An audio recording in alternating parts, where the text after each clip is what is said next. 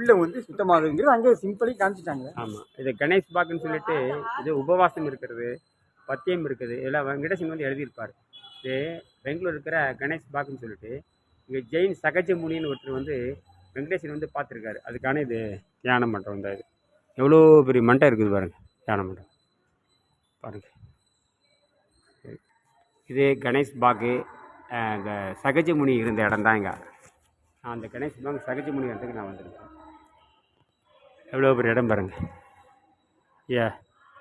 ஆனந்த் கணேஷ் சகஜ முனி இதான் எங்கள் வெங்கடேசன் வந்து இங்கே வந்து பார்த்துருக்காரு. பெரிய மண்டபம் தான். மணி வந்து 11:30, குளிர்ச்சியாக இருக்குது. மேலே பாருங்கள், இங்கே தான் ஒரு தியானம் பண்ணியிருக்காரு. பெரிய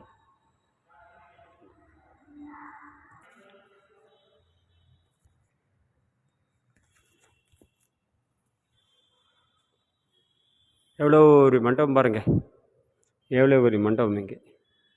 இதே சாமி சகஜமணி வந்து யாரை இங்கே வந்து உபவாசம் இருந்திருக்காரு. நாங்களும் இங்கே பார்த்து வந்திருக்கிறேங்க.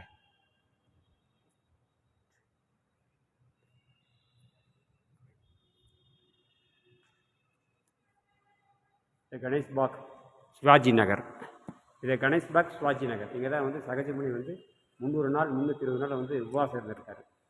இப்போ 404 நாள் வந்து வீரரத்ன மணிக்கு இருந்தார்.